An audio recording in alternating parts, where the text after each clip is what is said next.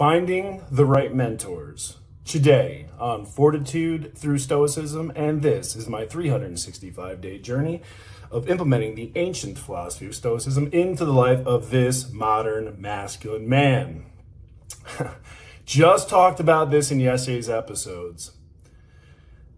The quote today by Seneca. We like to say that we don't get to choose our parents, that they were given by chance, yet we can truly choose whose children we'd like to be.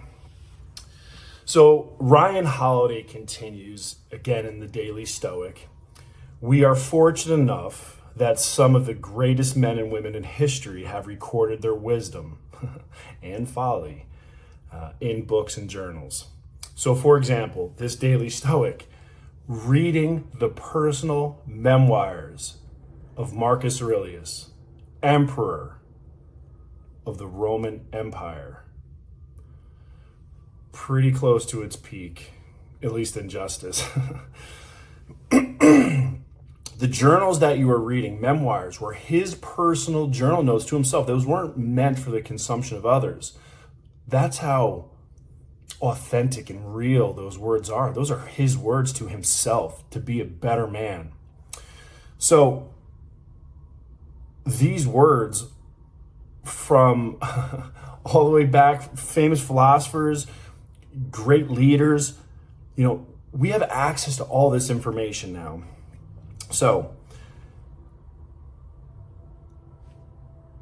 the literature available to your average library amounts to millions of pages and thousands of years of knowledge.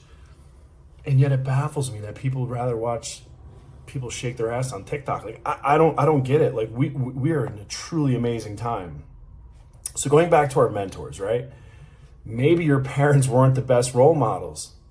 God, love my parents, but I also truly appreciate the hardships of my childhood. Not the best role models. So, mentors, real and imagined.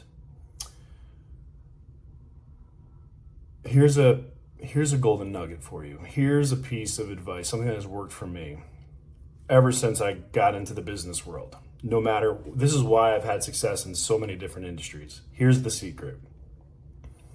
I plagiarize success. That's true. Unoriginal. Completely unoriginal. What I have done is I've modeled success. When I got into the mortgage industry, I knew nothing. I know nothing, Jon Snow. What I did was I went over to the board. I found the top producer in that office. Oh, Tom Butler. Victoria, I hope you're seeing this. Tom Butler, my original mentor. And I quickly realized I knew nothing, but I found the closest desk to Tom Butler. And what I did was I listened to what he said. I said what he said. I got there before he showed up. I left after he left.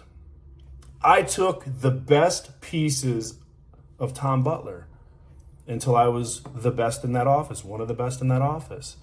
Then I realized that was a very small pond. So what were the top professionals in my industry doing?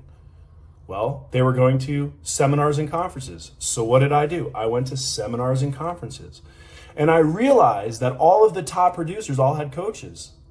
So what did I do?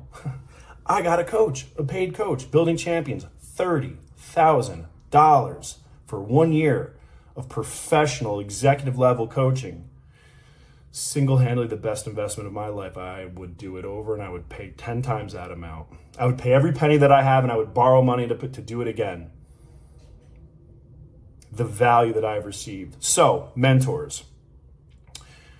I have real mentors that I sit down and talk to, who have found success in the thing that I'm trying to do. So I have many different mentors. And then I also have imagined mentors. What does that mean, Shawn? It means that perhaps they don't know I exist. John C. Maxwell. Now I've met John personally, shook his hands, incredible human being. Probably one of millions that have shook his hand. Way back when I read the 21 Irrefutable Laws of Leadership, and I said, holy shit, this is different than every leadership experience I've ever had. Like, what? What? Seek first to be understood, huh? Seek first to understand, then to be understood. I mean, all the laws, and again, I need an update on that one. But then I looked at his 21 irrefutable or indispensable qualities of a leader, and I realized, oh my God, I need to model that to become a different leader, because yelling and barking at people and seeing, the images of what a leader looks like is not what it really is. A leader is not someone out front who is the loudest. A leader is someone who makes the most impact. I learned a lot, because before John Maxwell, they talked about management books. After John Maxwell, they talk about leadership. John is an unofficial mentor of mine. So let's talk about some other men that have changed my life. Jocko Willink. Phoenix, Arizona. I shook his hand. I was at a conference, and he gave his extreme ownership delivery. I read the book. Didn't have the same justice as hearing the words and the conviction and the power come out of that man's voice. He touched my soul. And I realized that everything in my life that I've been blaming other people, man, that was a me problem. He encouraged me to take ownership in my life. That single touch by another human being encouraged me to do 75 hard, which led me to do the Live Hard program, which now is 1,310 days without missing a goddamn workout. I don't drop the goddamn ball because I have the right mentors. Who's yours? Who's holding you accountable? Now, I am 45 years old. I have been in a gym since I was competing in powerlifting at 13 years old. I have been in a gym. I've held multiple personal trainer and nutrition certifications. I have been the general manager of 50,000 square foot big box gyms with over 14,000 members and over 50 employees under my command. I pay a fitness coach to write my programs, to write my nutrition plan, to monitor my supplementation. I am not qualified. That's right, you heard me. I am not qualified. Despite all my experience,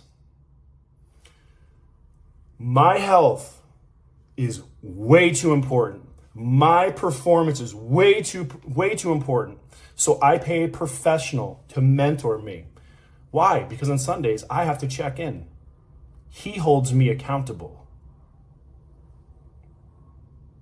I am not going to let him down after putting all the work that he's put into me. It's not how this works. Can I write a program? Yes. Can I write a nutrition program? Yes. Can I get myself to the gym? Yes. It's too important. That's why I have a mentor and a coach who I pay to hold me accountable, because my goals are too important. We owe it to ourselves to seek out hard-won knowledge. We owe it to the people who took the time to record their experiences. Like me, I share everything. I tell people what works. There is no gatekeeping here. I give away the secrets. The reality is people won't do it. People can't do it. They don't have the discipline. That's where accountability comes in. You need accountability until the habits create the disciplines. Until you don't need the accountability anymore. But that never really ends. This is a never-ending journey. Who are your mentors? So I'm going to challenge you right now. I never do this. Probably none of you will respond. But in the comments, right below or on the side or wherever the hell they are, I want you to write down an unofficial mentor. And I want you to write down a mentor that you are seeking. This is speaking into the universe. Here's the thing. Deliver value. Do something. Reach out to that person. Offer something of value to that person and seek their guidance. I'm always, man, my beacon is on. Come on. I love helping people raise the tide around their boats. So if you are seeking a mentor and I'm walking a path that is enticing to you, that is highly disciplined, highly focused, highly regimented, but also proven success, consider me a mentor. Or I'll point you in the right direction. Find a mentor.